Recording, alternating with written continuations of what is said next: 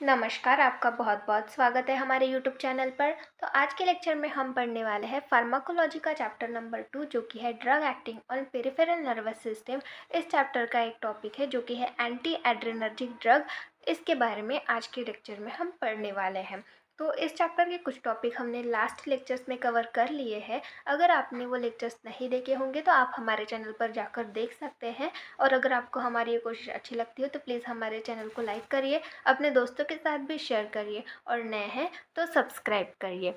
तो आज के लेक्चर में हम एंटी एड्रेनर्जिक ड्रग्स के बारे में पढ़ने वाले हैं। तो एंटी एड्रेनर्जिक ड्रग्स मतलब क्या होते हैं, इनका क्लासिफिकेशन क्या होता है, ये कहाँ पर यूज़ किए जाते हैं, उसके बारे में हम यहाँ पर पढ़ने वाले हैं। तो आइए स्टार्ट करते हैं एंटी एड्रेनर्जिक ड्रग्स। तो सबसे पहले इसकी डेफिनेशन देखेंगे। The drug which inhibit the sympathetic nervous system are called as anti-adrenergic drug। तो ये ऐसे ड्रग होते हैं जो कि सिंपैथेटिक नर्वस सिस्टम को इनहिबिट करते हैं, मतलब जो हमारी सिंपैथेटिक नर्वस सिस्टम होती है इसकी एक्टिविटी कम कर देते हैं, डिक्रीज कर देते हैं। ऐसे ड्रग्स को हम बोलते हैं anti adrenergic drug. Last lecture में हमने एड्रेनर्जिक ड्रग के बारे में पढ़ा जो कि सिंपैथेटिक नर्वस सिस्टम की एक्टिविटी स्टिमुलेट करते हैं, मतलब इंक्रीज करते हैं। और जो एंटी एड्रेनर्जिक ड्रग होते हैं वो सिंपैथेटिक नर्वस सिस्टम की एक्टिविटी कम कर देते हैं, इनहिबिट कर देते हैं। तो ऐसे ड्रग को हम बोलते हैं एंटी एड्रेनर्जिक ड्रग। तो सिंपल सी डेफिनेशन है एंटी एड्रेनर्जिक ड्रग्स की। तो नेक्स्ट हम देखेंगे classification of anti adrenergic drugs. तो कौन कौन से ड्रग है जो कि एंटी एड्रेनर्जिक है उसके बारे में देखेंगे।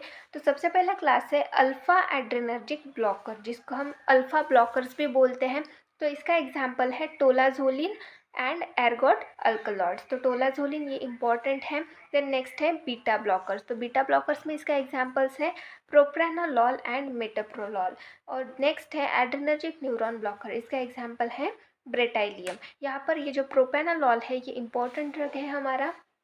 तो आइए देखते हैं इनके बारे में। इन ड्रग्स का हम pharmacological action, indication, dose, contraindication के बारे में अब हम यहाँ पर देखेंगे। तो सबसे पहले हम देखेंगे अल्फ़ा एड्रेनर्जिक ब्लॉकर्स, जिसका एग्जांपल है टोलाजोलिन, टोलाजोलिन एंड एर्गोट अल्कलॉइड्स। तो इसके फार्माकोलॉजिकल एक्शन सबसे पहले हम यहाँ पर देखने वाले हैं।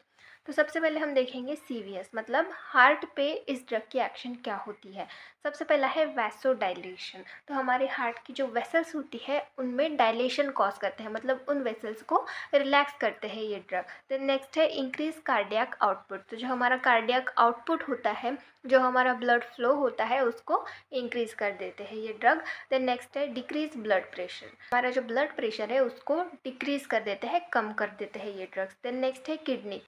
हमारे किडनी पे इन ड्रग्स का क्या इफेक्ट होता है, Na एंड वाटर रिटेंशन, मतलब सोडियम और वाटर का रिटेंशन होता है। तो सोडियम और वाटर का रिटेंशन मतलब सोडियम और वाटर जो है वो हमारे बॉडी में एक्यूमुलेट होके रहते हैं। एक्यूमुलेट मतलब इनका एक्सक्रेशन नहीं होने देते। ये ड्रग्स जो है ये इसको हमारे बॉडी में रोके रखते हैं, इनका एक्सक्रेशन नहीं होने देते, जिसकी वजह से हमारे बॉडी में जो फ्लूइड है वो इंक्रीज हो जाता है। देन नेक्स्ट है डोज देते हैं इन ड्रग्स का। तो सबसे पहला है टोलाजोलिन। टोलाजोलिन का डोज है 1 to 2 mg/kg इंट्राविनस रूट से। देन नेक्स्ट है इंडिकेशन। इंडिकेशन मतलब कौन से डिसीज कंडीशन में हम ये ड्रग यूज़ कर सकते हैं उनके बारे में देखेंगे। सबसे पहला है reduce pulmonary vascular resistance in newborn. तो जो छोटे बच्चे होते हैं, न्यूबॉर्न्स होते हैं, उनमें जो पल्मोनरी वैस्कुलर रेजिस्टेंस होता है उसको रिड्यूस करते हैं। पल्मोनरी वैस्कुलर रेजिस्टेंस मतलब जो वेसल्स होती है हमारे वहाँ पर जो रेजिस्टेंस फॉर्म होता है उसको रिड्यूस करते हैं न्यूबॉर्न्स में। देन नेक्स्ट है इम्प्रूव पल्मोनरी सर्कुलेशन। जो पल्मोनरी सर्कुलेशन होता है उनको भी इम्प्रूव करने के लिए ये ड्रग यूज़ किए जाते हैं। देन नेक्स्ट है कॉन्ट्राइंडिकेशन। कौन सी कंडीशन में ये ड्रग हम नहीं यूज़ कर सकते, बेबीज़ विथ रेनल फेलियर। तो ऐसे बच्चे जिनकी किडनी ठीक से काम नहीं करती, ऐसे बच्चों में ये ड्रग नहीं दिए जाते। देन साइड इफ़ेक्ट्स क्या है इन ड्रग्स के। सबसे पहले है स्वेटिंग, तो बहुत ज़्यादा पसीना आता है। और सेकंड है नेसल डिस्चार्ज, तो नाक बहता रहता है, नेसल डिस्चार्ज बहुत ज़्यादा होता है। तो इस तरीके के साइड इफ़ेक्ट दिखते हैं इन ड्रग्स के। तो इस तरीके से इनके साइड इफ़ेक्ट्स होते हैं। देन नेक्स्ट है बीटा ब्लॉकर्स। बीटा ब्लॉकर्स में ड्रग्स हैं प्रोपेनालॉल एंड मेटाप्रोलॉल। तो इनकी फार्माकोलॉजिकल एक्शन देखेंगे। सबसे पहले है आइज़ पे, तो कॉन्ट्रैक्ट प्यूपिल, तो हमारा जो प्यूपिल है उसको ये ड्रग कॉन्ट्रैक्ट करते हैं।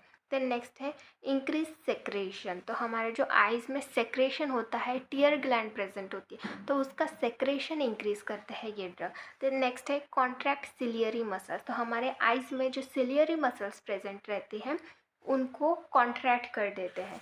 देन नेक्स्ट है लंग्स, तो हमारे लंग्स पे इन ड्रग्स का क्या इफ़ेक्ट होता है।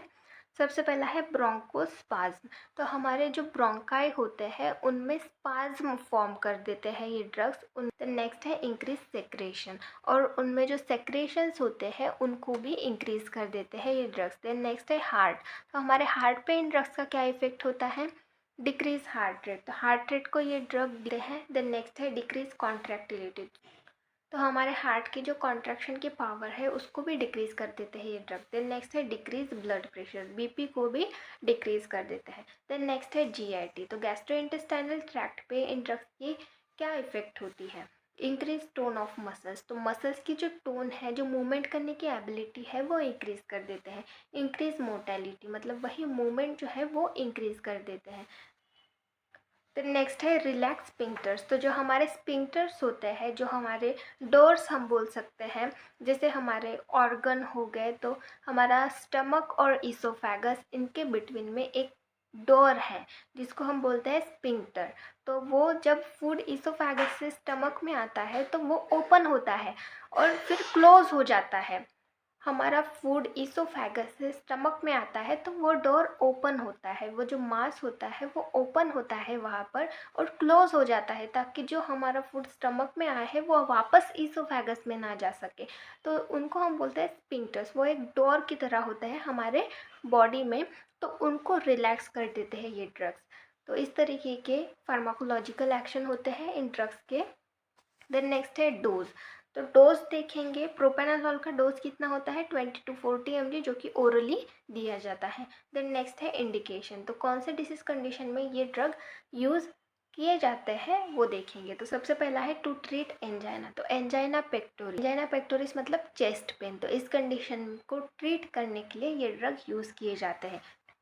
देन नेक्स्ट है यूज़ इन फियोक्रोमोसाइटोमा। फियोक्रोमोसाइटोमा मतलब जो हमारी एड्रिनल ग्लैंड होती है वहाँ पर एक पार्ट होता है एड्रिनल मेडुला, उसका कैंसर हो जाता है, वहाँ पर हमें कैंसर हो जाता है, उस कंडीशन को हम बोलते हैं फियोक्रोमोसाइटोमा। तो उस कंडीशन को ट्रीट करने के लिए ये ड्रग यूज़ किए जाते हैं। देन नेक्स्ट है यूज़ इन डिजिटलिस टॉक्सिसिटी, अगर किसी को डिजिटलिस की टॉक्सिसिटी हो गई है तो उस कंडीशन में भी ये ड्रग यूज़ किए जाते हैं।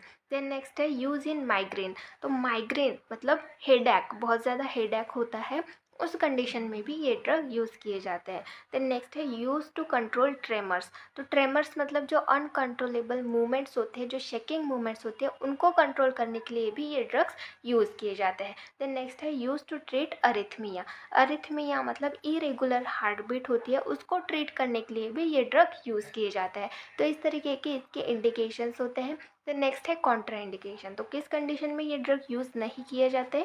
सबसे पहला है डायबिटीज़ मिलेटस, डायबिटीज़ मिलेटस मतलब जो शुगर के पेशेंट है, जिनको शुगर है, उस कंडीशन में ये ड्रग यूज़ नहीं किए जाते।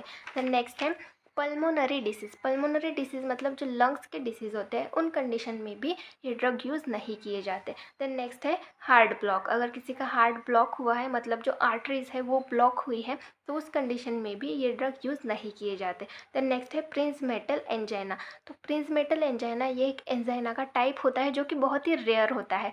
तो अगर किसी पेशेंट को प्रिंसमेटल एंजाइना है तो उस कंडीशन में ये ड्रग हम उनको नहीं दे सकते। देन नेक्स्ट है साइड इफ़ेक्ट्स, तो इन ड्रग्स के साइड इफ़ेक्ट्स क्या होते हैं वो देखेंगे। तो सबसे पहला है हाइपोटेंशन, मतलब हमारा जो बीपी है वो कम हो जाता है। देन नेक्स्ट है हाइपरकैलेमिया, मतलब हमारे बॉडी में जो पोटेशियम है उसकी लेवल इंक्रीज हो जाती है। देन नेक्स्ट है हाइपोग्लाइसीमिया मतलब हमारे बॉडी में जो शुगर है, हमारे ब्लड में जो शुगर है वो कम हो जाती है, शुगर लेवल डिक्रीज़ हो जाती है। देन नेक्स्ट है डायरिया, तो इस तरीके के साइड इफ़ेक्ट्स हमें ये ड्रग्स लेने के बाद दिखते हैं। तो इस तरीके के इनके साइड इफ़ेक्ट्स हो गए। यहाँ पर हमने ये जो एंटी एड्रेनर्जिक ड्रग है इनके बारे में पूरा पढ़ लिया है। होप्स आपको समझ में आ गया होगा। Thank you.